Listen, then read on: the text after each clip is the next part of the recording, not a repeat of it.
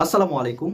জুলাই গণ অভ্যুত্থানের অন্যতম আকাঙ্ক্ষা বাংলাদেশ রাষ্ট্রের যে সংস্কার, বহুল প্রতীক্ষিত যে সংস্কার, সেই সংস্কার হতে যাচ্ছে।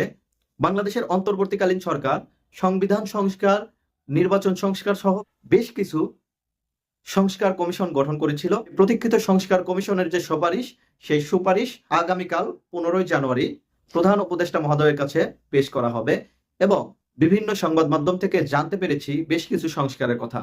দৈনিক প্রথম আলোর একটা রিপোর্ট অনুযায়ী সেখানে বলা হচ্ছে সংসদ হবে 2 কক্ষের, মোট আসন হবে 505টি। জাতীয় সংসদ দ্বিকক্ষ বিশিষ্ট করার সুপারিশ করতে যাচ্ছে সংবিধান সংস্কার কমিশন। খসড়া প্রস্তাব অনুযায়ী সংসদের নিম্নকক্ষে আসন থাকবে 400, নির্বাচন হবে বর্তমান পদ্ধতিতে। এর মধ্যে 100 আসন নারীদের জন্য সংরক্ষিত থাকবে, তারা নির্বাচিত হবে সরাসরি ভোটে। এবং উচ্চ কক্ষে আসন থাকবে 105টি, নির্বাচন হবে আনুপাতিক পদ্ধতিতে।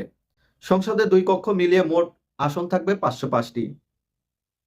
সংবিধান সংস্কার কমিশন সূত্রে এসব তথ্য জানা গেছে। সাংবিধানিক একনায়কতন্ত্র ঠেকাতে এক ব্যক্তির হাতে যাতে ক্ষমতা কুক্ষিগত না হয়, সেজন্য ক্ষমতার ভারসাম্য আনতে বেশ কিছু সুপারিশ করবে এই কমিশন। পাশাপাশি বিদ্যমান সংবিধানের মূলনীতিতে পরিবর্তন আনার সুপারিশ হবে। সংবিধান সংস্কার কমিশন তাদের সংস্কার প্রস্তাব চূড়ান্ত করে শেষ মুহূর্তের কাজ করছে। আগামীকাল বুধবার অন্তর্বর্তীকালীন সরকারের প্রধান উপদেষ্টা অধ্যাপক মোহাম্মদ ইউনূসের কাছে এই প্রতিবেদন জমা দিবে। সংস্কার কমিশন ছাড়াও নির্বাচন ব্যবস্থা, দুর্নীতি দমন, পুলিশ সংস্কার কমিশনও আগামীকাল প্রতিবেদন জমা দিবে। সংস্কার কমিশনের পক্ষ থেকে প্রথম আলোকে এ তথ্য নিশ্চিত করা হয়েছে। প্রথম ধাপে গঠন করা 6টি সংস্কার কমিশনের মধ্যে 2টি বিচার ব্যবস্থা ও জনপ্রশাসন সংস্কার কমিশনের চলতি মাসের শেষে প্রতিবেদন দেওয়ার কথা রয়েছে। এই যে বিষয়টি, এই বিষয়টি নিয়ে আজকে আলোচনা। আসলে যে সুপারিশনামা এই সংস্কার কমিশন দিতে যাচ্ছে, আমি ব্যক্তিগতভাবে মনে করি এটা একটা প্রভাবিত একটা সুপারিশ।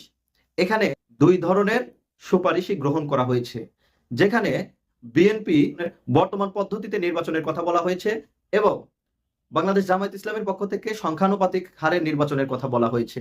এই সংস্কার কমিশন মানে উচ্চ কক্ষ এবং নিম্ন কক্ষের 2 ধরনের ভোট ব্যবস্থার কারণে মানে 2 দলকেই সন্তুষ্ট করার একটা চেষ্টা করেছে বলে আমার মনে হচ্ছে।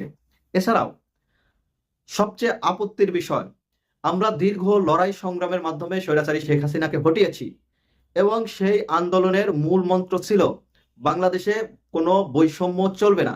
কিন্তু এই যে সংস্কার কমিশনের যে প্রস্তাব, এই প্রস্তাবের মাধ্যমে বাংলাদেশে নারীদের জন্য যে 100 সংরক্ষিত আসনের কথা বলা হচ্ছে, এটা পুরাটাই বৈষম্য বলে মনে করি। আমরা কখনোই চাই না নারীদের সাথে বৈষম্য হোক। আমরা সব সময় চাই নারীরা রাজনৈতিকভাবে এগিয়ে আসুক। কিন্তু এই যে কোটা সিস্টেম, যে কোটার বিরুদ্ধে লড়াই করতে গিয়ে আবু সাইদ, মুগ্ধ, ওয়াসিম সহ 2000-এর উপর ভাই জীবন দিয়েছে, সেই 2000 ভাইয়ের রক্তের উপর দাঁড়িয়ে আবার সেই কোটা সিস্টেম বাংলাদেশে চালু করা হচ্ছে। এটা খুবই আপত্তিকর একটা বিষয়। আমি মনে করি এই যে 100 সংসদীয় আসন, এটা বাতিল করা হোক এবং নারীদেরকে রাজনীতিতে এগিয়ে আনা হোক। আমি কোনোভাবেই মনে করি না আমার দেশের নারীরা কোনোভাবে পিছিয়ে আছে। এবং আমি মনে করি যে নারী আসন সেটা সংরক্ষিত রাখার কোনো দরকার নেই। এখানে যদি সংরক্ষিত আসন রাখা হয় বা কোটা ব্যবস্থা রাখা হয়, সেটা আবু সাইদ, মুগ্ধ, ওয়াসিম সহ যেসব শহীদ ভাইরা কোটা পদ্ধতির বিরুদ্ধে জীবন দিয়েছে তাদের অপমান হবে বলেই আমি মনে করছি। নারীরা কখনোই রাজনীতিতে পিছিয়ে নেই। বাংলাদেশের অন্তর্বর্তীকালীন সরকারের উদ্দেশ্যে বলবো, আপনারা যদি নারীদের এগিয়ে আনতে চান, আপনি এই কোটা ব্যবস্থা বাংলাদেশের সংসদীয় আসনের মধ্যে কেন আনছেন? এই কোটা ব্যবস্থাটা আপনি রাজনৈতিক দলগুলোর যে ম্যানিফেস্টো আছে বা রাজনৈতিক দলগুলোর যে গঠনতন্ত্র আছে, সেই গঠনতন্ত্রের নিবন্ধনের জন্য তাদেরকে 5%, 10%, 20%, 30% এই যে নারী কোটা, সেই নারী কোটা পূরণ করার জন্য যেসব ক্যান্ডিডেট দিবে সেখানে 5%, 10% বা 30% নারী কোটা থাকতে হবে, সেটা বলতে পারেন। কিন্তু বাংলাদেশের সংবিধানে নতুন করে আবার কোটা ব্যবস্থা পুনর্বহাল করবেন, এইটা বাংলাদেশের জাতির সাথে এক ধরনের প্রতারণা হচ্ছে বলে আমি মনে করি। আমি মনে করি এই নারী কোটা থাকা উচিত না। অনেকেই আমারে বলবে নারী বিদ্বেষী। নারী বিদ্বেষী না, আমাদের নারীরা কখনো পিছিয়ে নেই। আমাদের নারীদের রাজনৈতিকভাবে এগিয়ে আনতে হবে। নিবন্ধনকৃত দলগুলোর মধ্যে আপনি ওইখানে কোটা সিস্টেম বা ওইখানে একটা লিমিট দিয়ে দিই যে একটা দলের মধ্যে 30%, 20% বা 10% নারী থাকতে হবে।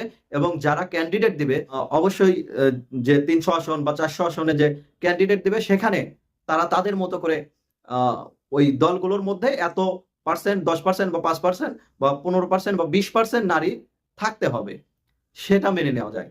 কিন্তু সরাসরি বাংলাদেশের সংবিধানের মধ্যে কোটা সিস্টেমটা চালু করা হলো।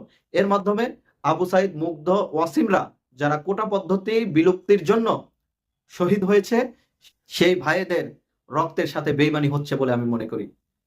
সংগ্রামী ভাইরা, আমাকে ভুল বুঝবেন না, পারেন হয়তো ভাবতে পারেন যে বাংলাদেশে নারীদের আমি অপমান করছি বা নারীদের পিছিয়ে দেওয়ার জন্য চেষ্টা করছি।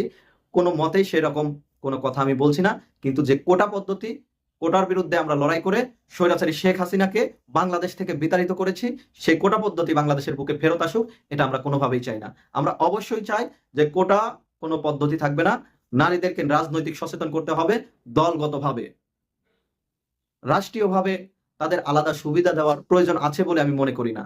একসময় আমাদের নারীরা পিছিয়ে ছিল, আমাদের নারীরা এতদিন ঘরে বসে থাকতো, এখন আমাদের নারীরা কাজ করতে পারে, রাজনীতি করে, আমাদের নারীরা এখন অনেক অগ্রসর। সেই নারী সমাজকে আমরা কোটা দিয়ে আমরা তাদেরও অপমান করতে চাই না, আমাদের শহীদ ভাইদেরও অপমান করতে চাই না। এই জন্য আমি বলতে চাই যে কোটা সিস্টেম বাংলাদেশের বুকে চালু করার সিদ্ধান্ত নেওয়া হচ্ছে, এটা আবু সাইদ, ওয়াসিম, মুগ্ধদের সাথে এক ধরনের বেইমানি বলে আমি মনে করছি। ছাত্র সমাজকে অবশ্যই বলবো, আপনারা একটু ভেবে দেখুন, এই যে কোটা সিস্টেম চালু হয়ে যাচ্ছে, এর মাধ্যমে কি হবে?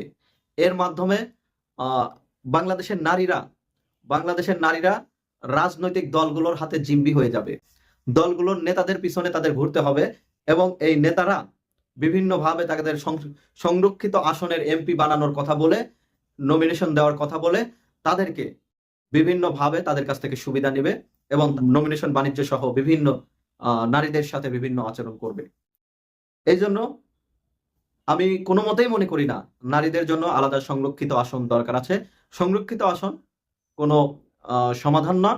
দলগতভাবে নিবন্ধিত দলরা, প্রত্যেকটা দলের নিবন্ধনের জন্য 30% নারী থাকতে হয়। তো সেই ক্ষেত্রে নারীদের জন্য দলগতভাবে আপনারা লিমিট করে দিতে পারেন যে এতগুলো আসনের মধ্যে এতগুলো আসন নারী সদস্যকে নমিনেশন দিতে হবে, তাহলে বাংলাদেশের মানুষ মানতে পারে। এই জন্য আমি বলতে চাই, এই যে বিষয়টা সিদ্ধান্ত নেওয়া হয়েছে পুরোটাই অযৌক্তিক একটা সিদ্ধান্ত নেওয়া হয়েছে। এই সিদ্ধান্ত থেকে সরকারকে অবশ্যই পিছিয়ে আসতে হবে বলে আমি মনে করি এবং আসা উচিত বলে আমি মনে করি। ভালো থাকবেন সবাই। আসসালামু আলাইকুম।